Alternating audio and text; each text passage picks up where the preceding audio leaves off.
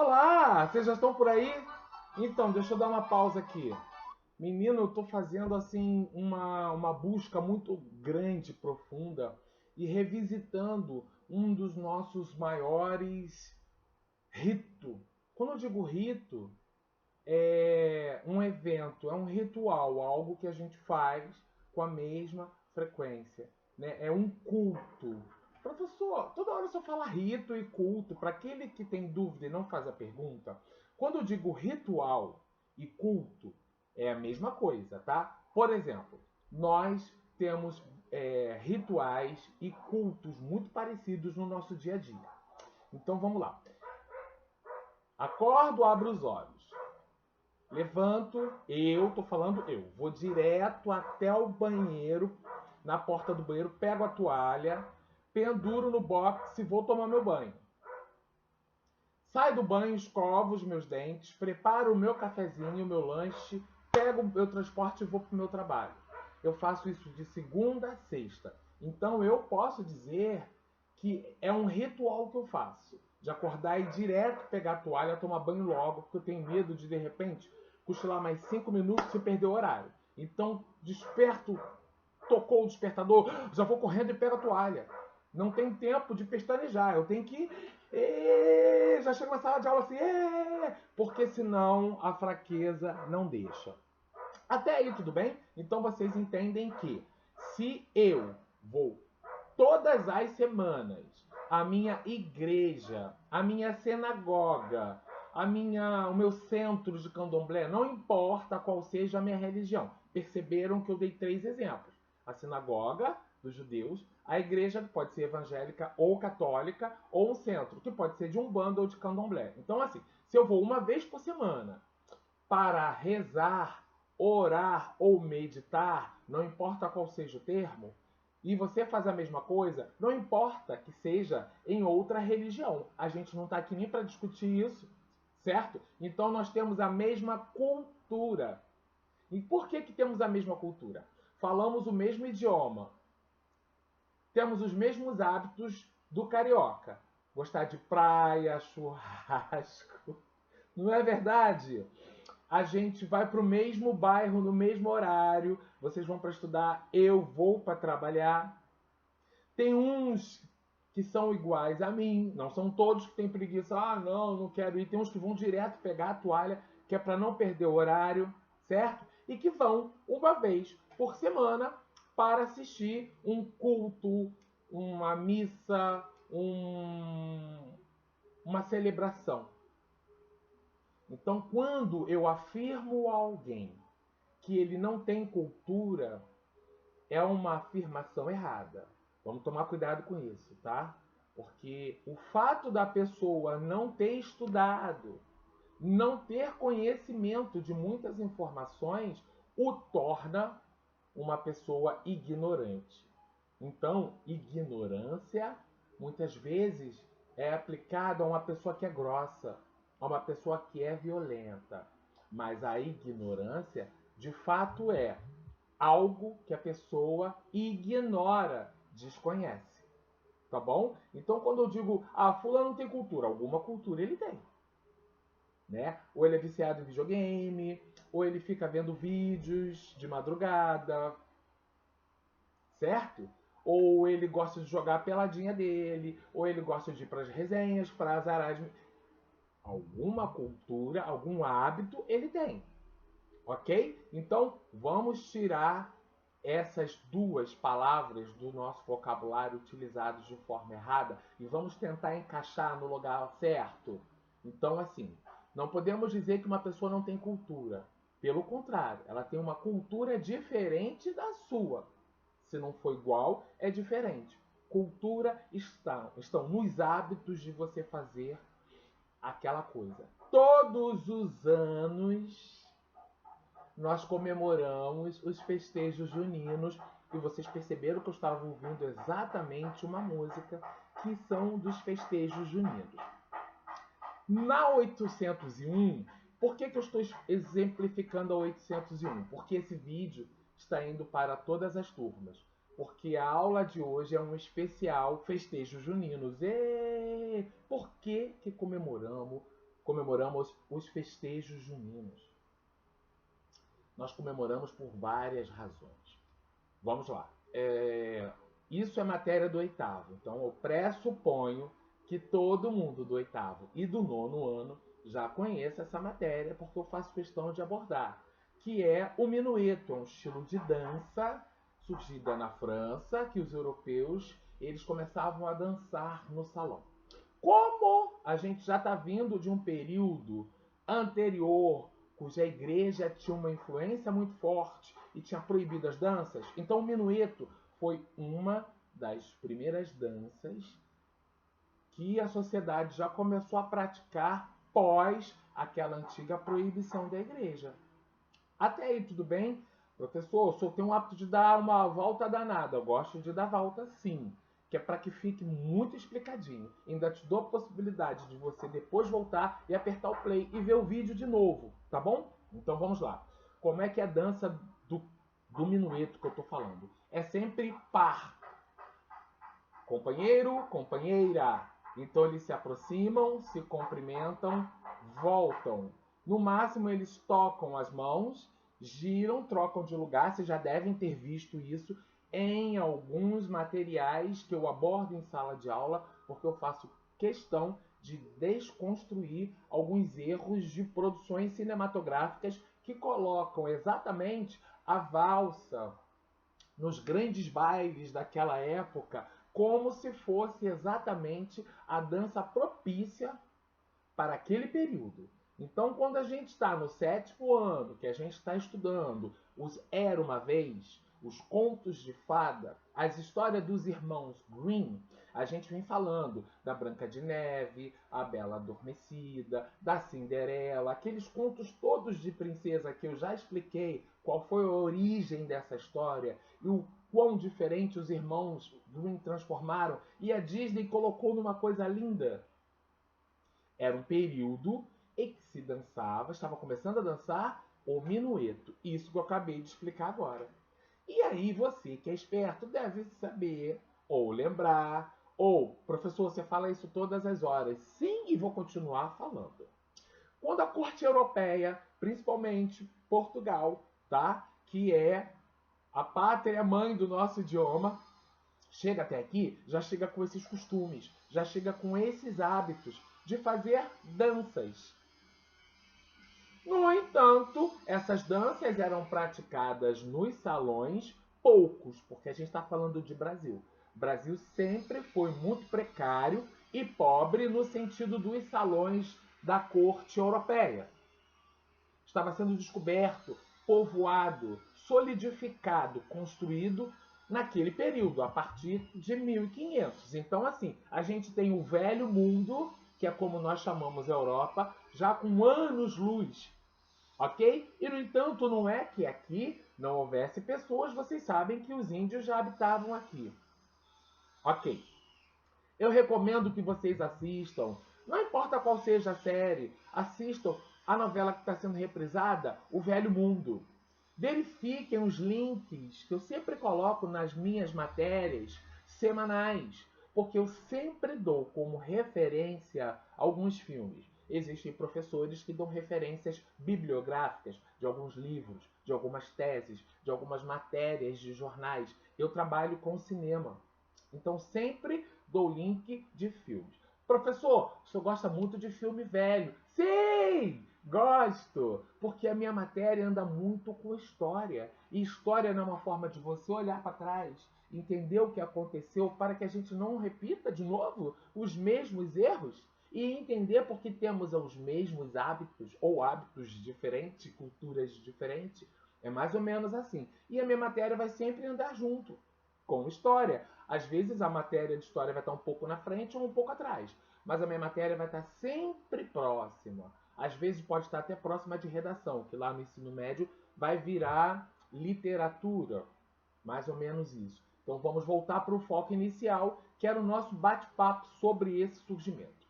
Então o que acontece? Nós sabemos, e eu já dei a referência da novela Novo Mundo, que aqui existiam, tá? Depois de todo aquele período de colonização, né, de invasão, exploração, sejam quaisquer fases, cana-de-açúcar, café, pau-brasil, cacau. Depois dessas explorações todas, muitas pessoas já estavam morando aqui.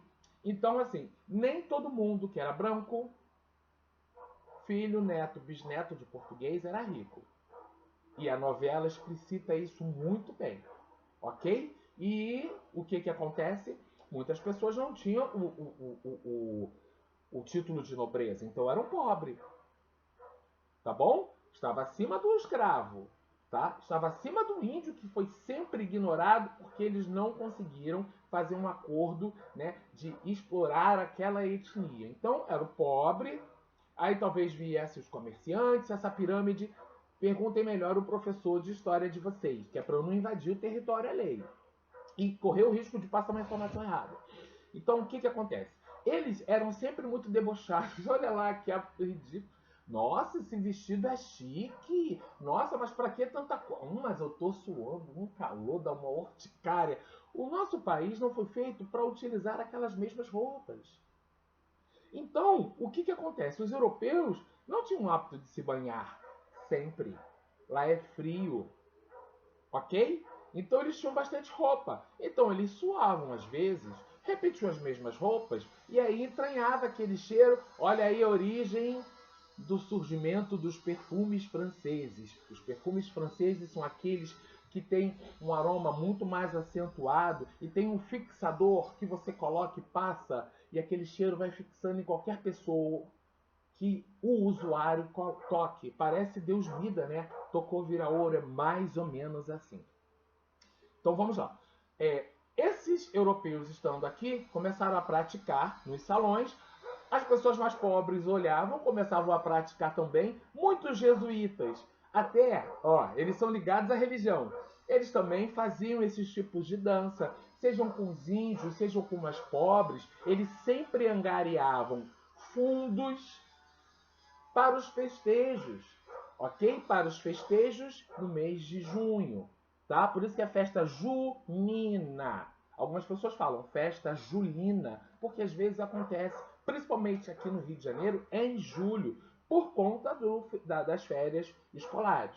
Mas não importa se a festa for acontecer em agosto, se for acontecer em julho, é festa junina. Nada de falar festa agostina, que é feio, cafona.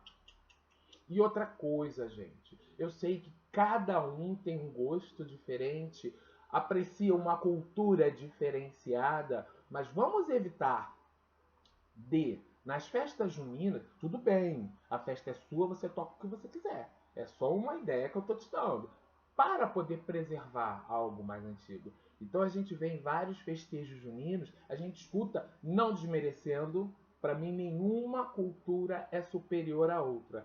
Tudo é um culto.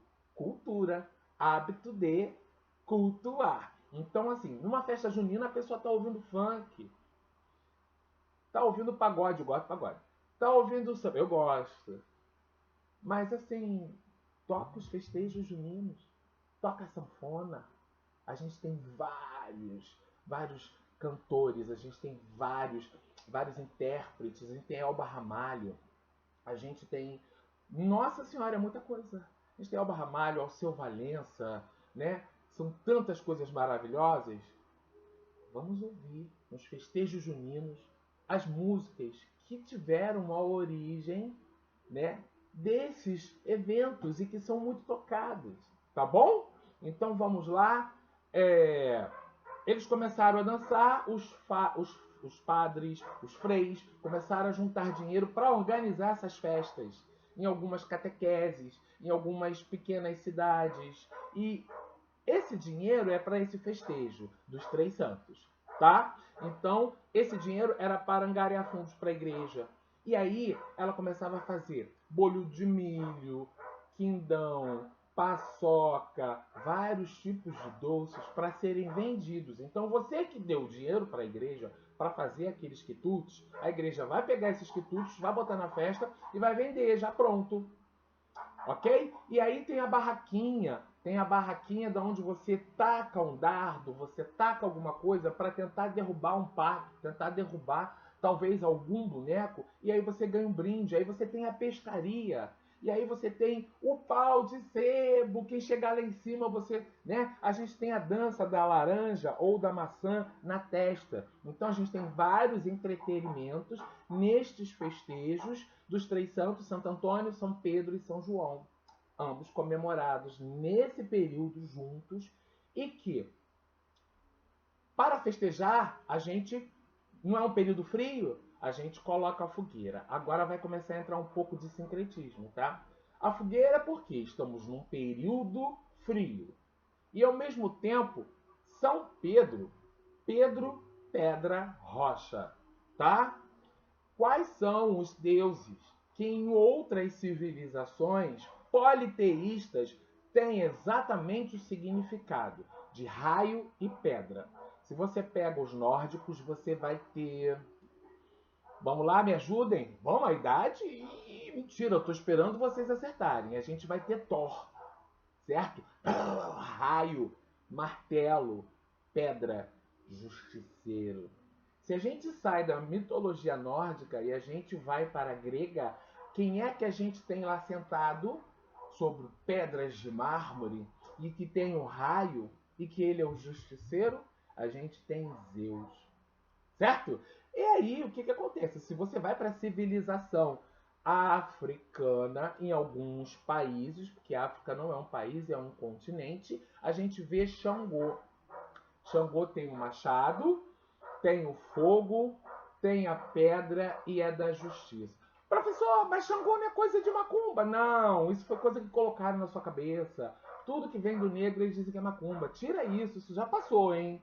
Século XXI não existe mais isso, tá? Então, cada um tem a sua finalidade. Reparem como civilizações de idiomas, inclusive diferentes, conseguem ter elementos, personagens com um significado muito parecido. Cada um com a sua característica. Porque eu não posso dizer para você que Xangô é loiro dos olhos verdes, porque ele não é Thor.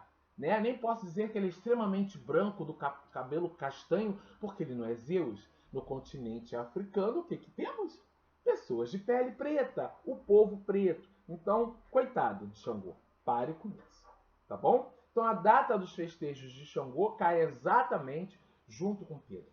Tá bom? Então, como ele é responsável pela pedra, justiça e fogueira, vamos pular a fogueira, ok? Vamos nos benzer com as chamas de Xangô para que traga justiça. Isso é uma parte de sincretismo. Nem todos tocam nesse assunto porque tem medo da interpretação que os alunos possam vir a ter ou os pais dos alunos possam vir a ter. Tá? O professor está ensinando macumba, não é, tá bom? Lembrem-se que eu tenho aquele meu livro, eu já passei para vocês. Vai lá que tem todo o catálogo de todas as quadrilhas do estado do Rio de Janeiro, a história, a influência, a chegada da corte portuguesa com o minueto, até o minueto se tornar o quê? Uma dança realizada pelas pessoas menos providas.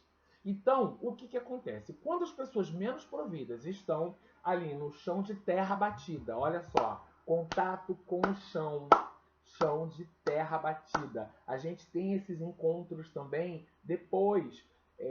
Não, depois não. Se eu estiver falando com o nono e com o oitavo ano, eu já falei sobre o jongo.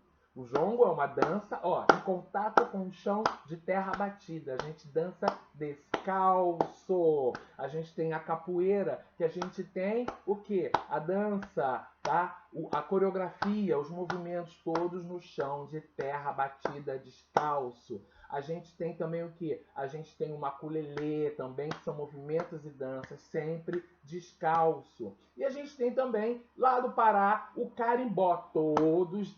Então, isso é matéria do 7º, 8º ano. Então, pode ser que, como aqui tem alguns alunos que não eram meus alunos, porque eu estou só em Cascadura e no Meia, então não conheçam. Pode ser que o professor tenha ido por outro caminho. Mas se vocês não sabiam, estão sabendo agora, tá? Isso é importante, tá bom? Então, vamos lá. Todos estão dançando. Como é que é a coreografia? Né? Mais ou menos assim? Né? A gente está gingando, fica um homem para cá, uma mulher para cá. Cumprimento de cavaleiro, cumprimento de dama. Isso não é um minueto? Sim, Consegue entender por que que agora as meninas, as sinhazinhas, as princesas, põem a mão naquela saia curtinha? Porque se a saia é curtinha, pra que tá botando a mão na saia? É o hábito. Porque na época do rococó, né? As saias eram para as laterais. Parecia que a mulher estava carregando um sofá na cintura. Então elas seguravam o vestido para fazer aquele comprimento, tá? Então, o que que significa en arrière? Passos para trás. Alavanter, alavantou. Por isso é que nas quadrilhas tem en arrière, tem esse linguajar francês. É uma das poucas coisas que sobraram do minueto, e muita gente dança festejo junino e não sabe que vem do minueto, que vem de uma corte francesa. Não confundam com valsa. Os meus alunos do 8º ano estão aprendendo a diferença do que é exatamente o minueto, tá? Que é da França, e da valsa, que vem da Áustria. É outra coisa, tá bom? Então eu ia me despedir por aqui, olha só, já fazendo o cumprimento. Mas não vou não, porque eu esqueci de falar outras coisas.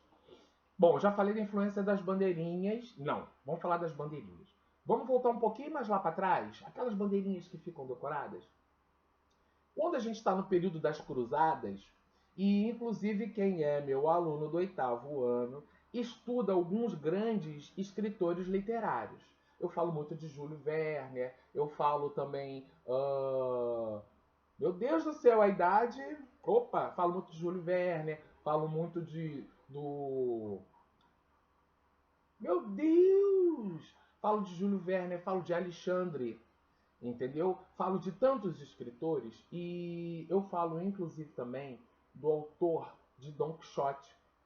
Don Quixote é uma obra, tá, de Miguel de Cervantes, em espanhol, no qual ele sempre viveu, falando assim, o protagonista, não o autor, ele sempre viveu sendo amante das cavalarias. Então ele via muitos livros, ele comprava livros, arquivava os livros, e ele acabou morando dentro da biblioteca. Ele se isolou tanto como nós nesse período de pandemia, sendo que ele fugiu da realidade. A realidade deixou de existir. Foram só os livros. Ele foi praticamente, mentalmente, absorvido pelas histórias de cavalaria. Teve um momento que ele já não acreditava mais que ele era um fidalgo. Então, ele encontra dentro, ao redor onde ele morava, o vizinho chamado Sancho Panza, que era um funcionário que cuidava da casa dele. E ele olhava para Sancho Panza e ele achava que Sancho Panza era o seu fiel companheiro de cavalaria. Então ele sai pelas cavalarias. Professor, você estava falando dos festejos juninos, ia falar das bandeiras. Sim, os cavaleiros não têm o hábito de usar o elmo. Aqui, geralmente, não tem um brasão. Ele não usa, geralmente, aqui no peito, no escudo. Às vezes não vem aqueles soldados, aqueles cavaleiros que vêm com aquele formato de bandeira assim, ó. Vem aqui e desce e faz uma ponta. Estandarte, ó, estandarte. Ponta, não é assim que é o formato das bandeirinhas? Ou então aquele estandarte que é assim, tem duas pontas e sobe no meio. Então, esse movimento, tá? Inclusive tinham batalhas de cavaleiros, e aí sempre utilizavam no elmo, no escudo, alguns brasões. Brasões de família, como poderiam ser brasões de família, como brasões de Estado, brasões de reino. E nos festejos das cidades, os festejos católicos, essas mesmas bandeiras, elas tinham os rostos dos santos. Então, se a gente chega no Brasil, a gente percebe que existe a presença das bandeirinhas, mas elas são reduzidas e colocadas no teto. Sempre uma com duas pontas ou com uma ponta só. Reduzidas, sem os rostinhos dos santos. E para você ter uma noção, como é que essas bandeirinhas aqui no Brasil, elas são associadas a festejos religiosos. Quem aqui já entrou num centro de Umbanda vai perceber que o teto, o céu do centro de Umbanda é cheio dessas bandeirinhas coloridas. Então essa associação, tá? Que vem de elmo, que vem de que vem de nome, tradição de família, homenagem aos santos, e os santos ficam aonde? No céu. As bandeirinhas ficam no céu. Bom, nunca falei tanto numa videoaula para tantos alunos ao mesmo tempo, de 4 unidades maravilhosas, e eu termino por aqui porque falei sobre um capítulo especial dos festejos juninos, no qual eu quero que vocês aproveitem muito. Então, como é que tá na avaliação, gente? Se tiver dúvida, me pergunta, gente. No aplicativo tem um chat. Vamos conversar, vamos tirar dúvida. Outra coisa, evitem de copiar e colar do Google. Várias avaliações ali, eu botei observação. Tirou cola. Tu até pode ir lá no Google, mas reduz. Se está em 5 linhas, você leia e o que você entendeu, você escreva. E aí? Fala tu. Vamos dançar? Uma festa junina? É isso aí. 26 minutos de vídeo. Eu gosto assim. Até a próxima. Fique bem.